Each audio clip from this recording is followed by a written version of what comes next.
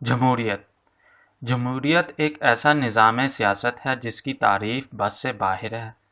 دنیا والوں کے ہاں اس کی تعریف یہ ہے کہ عوام کی لائی ہوئی، عوام کی حکومت، عوام کی خاطر۔ اگر دینی معاشرے میں طرز حکومت کی تعریف مقصود ہو تو ہم یہ کہہ سکتے ہیں کہ دینی حکومت دراصل اللہ کی حاکمیت ہے، اللہ کے بندوں پر، اللہ کی خاطر۔ دونوں میں فرق صاف ظاہر ہے۔ جمہوریت اپنے تمام تر فوائد کے باوجود کبھی دینی حکومت نہیں ہو سکتی۔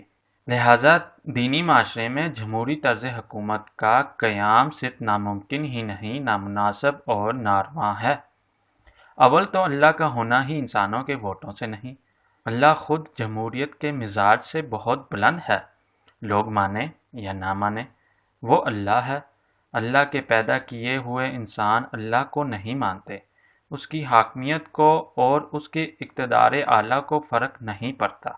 زمین و آسمان کے لشکر اگر بھاگی بھی ہو جائیں تو بھی اللہ مالک رہتا ہے، خالق رہتا ہے، مالک الملک رہتا ہے۔ فانی مخلوق کو باقی رہنے والی ذات مطلق کے وجود اور اس کی حکومت کے بارے میں ووٹ دینے کا حق ہی کیا ہے؟ کسی انسان کی مرضی ہو یا نہ ہو، اللہ اللہ ہی ہے۔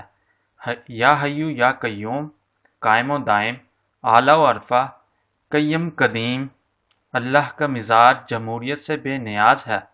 وہ کسی اکثریت کے سامنے جواب دہ نہیں، جبھی تو وہ اللہ ہے۔ اللہ تو اللہ ہے ہی صحیح، اللہ کے پیغمبر بھی انسانوں کے ووٹوں اور کثرت رائے سے نہیں بنتے۔ جس طرح اللہ اللہ ہے، اسی طرح پیغمبر بھی پیغمبر ہی ہیں۔ کثرت رائے کا کسی نبی کی نبوت پر کوئی فرق نہیں پڑتا۔ یہ تو پیغمبروں کی بات ہے۔ اب ذرا غور کریں، پیغمبر آخری الزمان صلی اللہ علیہ وسلم کے بارے میں۔ آپ صلی اللہ علیہ وسلم امام الانبیاء ہیں، اور آپ صلی اللہ علیہ وسلم کا مرتبہ نبیوں کے ووٹ کا محتاج نہیں۔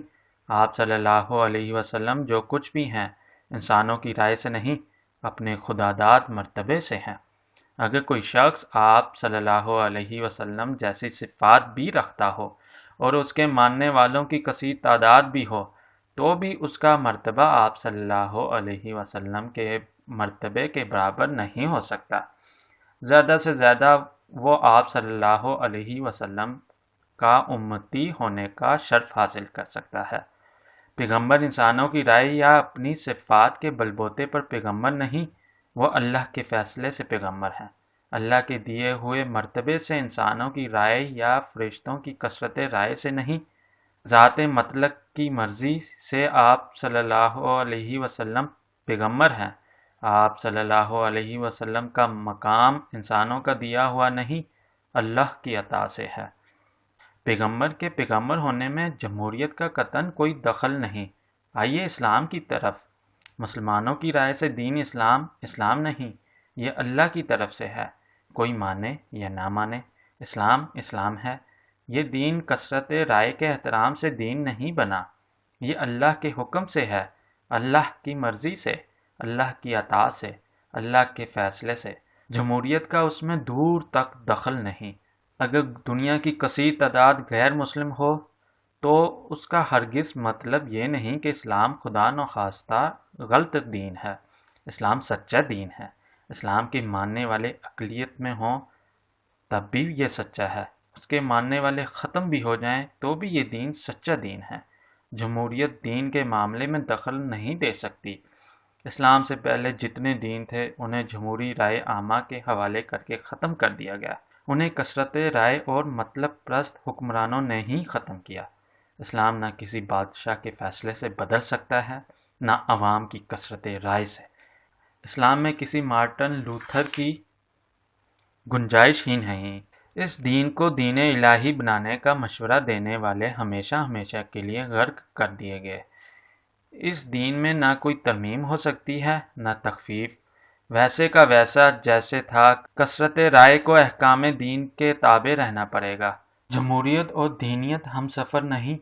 اگر عوام کی کثیر تعداد صداقت سے آری ہو تو دینی نظام صداقت کے لیے ووٹ کون دے گا؟ جھوٹے معاشرے میں سچا انسان کس سے ووٹ مانگے گا؟ روٹی، کپڑے اور مکان کے نام پر جو جمہوریت قائم ہوئی تھی، اس کا عمل اور اس کا حشر ہم دیکھ چکے ہیں۔ اسلام کے نام پر جمہوریت کا قیام دراصل اسلام اور جمہوریت دونوں سے مذاق ہے۔ اسلام اسلام ہے اور جمہوریت جمہوریت۔ اسلام صداقت پر مبنی ہے اور صداقت اکثریت میں نہیں۔ جمہوریت اکثریت کی حکومت ہے اور اکثریت دین سے بیزار ہے۔ غور طلب بات ہے کہ جمہوریت کے ذریعے دینی معاشرہ کیسے قائم ہوگا؟ دینی حکومت کیوں کر قائم ہوگی؟ اگر اکثریت غلط فیصلہ کرے تو انجام دین کے حق میں کیسے ہو سکتا ہے؟ اگر یزید اور اس کے ساتھی اکثریت میں ہوں تو بھی صداقت امام عالی مقام رضی اللہ تعالیٰ عنہ کے عمل میں ہے۔ یہی بات تو یزید کے ماننے والوں کو سمجھ میں نہیں آئی کہ حسین رضی اللہ تعالیٰ عنہ تنہا ہے اور سچا ہے۔ یزیدی اکثریت میں ہیں اور جھوٹے ہیں، ان کی حکومت ہے اور وہ جھوٹے ہیں۔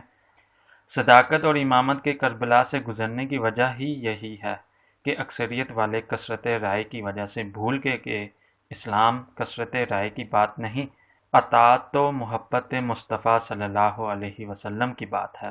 اللہ سے محبت حضور صلی اللہ علیہ وسلم کی اطاعت میں ہے اور حضور صلی اللہ علیہ وسلم کی محبت اللہ کی اطاعت میں ہے۔ اگر ووٹ کو ضرورت بنا دیا گیا تو سچ اور جھوٹ کی تقسیم ختم سی ہو جائے گی۔ ایک قادیانی کا ووٹ ایک مفتی دین کے ووٹ کے برابر ہو جائے گا، غضب ہو جائے گا۔ جھوٹا ووٹ سچے ووٹ کے برابر۔ آج تک اسلام کے نافذ نہ ہونے کی وجہ یہی ہے کہ لوگوں سے رائے مانگی جاتی رہی، ورنہ مسلمانوں پر اسلام کے نافذ نہ ہونے کی وجہ کیا ہو سکتی ہے؟ اللہ کے بندوں پر اور اللہ کے ماننے والوں پر اللہ کے دین کو نافذ نہ کرنے کی وجہ کہیں نہ کہیں کچھ نہ کچھ غلطی ضرور موجود ہے۔ کیا جمہوریت اس غلطی کو دریافت کر کے اسے دور کرے گی؟ قطعاً نہیں۔ جمہوریت اپنا نفاذ کرے گی، دین کا نہیں، اور نتیجہ کیا ہوگا اس کا سمجھنا مشکل نہیں۔ جمہوریت کا سفر جلسوں کا سفر ہے، جلوسوں کا سفر ہے، تقریروں کا سفر ہے، جھوٹ سچ ملا کر بولنے کا سفر ہے، حکومت سابقہ کی مخالفت کا سفر ہے، گٹ جوڑ اور توڑ پھوڑ کا سفر ہے۔ جس طرح امن دو جنگوں کے درمیان وقفے کا نام ہے، اسی طرح کہیں جمہوریت ماشاء اللہ اور ماشاء اللہ کے درمیانی عرصے کا نام نہ ہو۔ جمہوریت جوہر شناس نہیں، جمہوریت صرف مقدار کی قائل ہے، معیار کی نہیں۔ جمہوریت سقراط کو زہر پلاتی ہے، منصور کو سولی پر چڑھاتی ہے، عیسیٰ علیہ السلام کا احترام نہیں کرتی۔ جمہوریت کے ذریعے کوئی مفکر، امام، دانشور، عالم دین، ولی یا مرد حق آگاہ برسر اقتدار نہیں آ سکتا، اور جو لوگ جمہوریت کے مہنگے راستوں سے ایوان اقتدار میں آتے ہیں ان کو دینی حکومت کے قیام سے کیا غرض؟ جب تک عوام میں حق پسند، حق طلب اور حق آگاہ لوگوں کی کثرت نہ ہو، جمہوریت ایک خطرناک کھیل ہے۔ جب تک عوام میں حق پسند، حق طلب اور حق آگاہ لوگوں کی کثرت نہ ہو، جمہوریت ایک خطرناک کھیل ہے۔ شکریہ۔ واصف یار نے نظر جو کی تھی، واصف ہوئی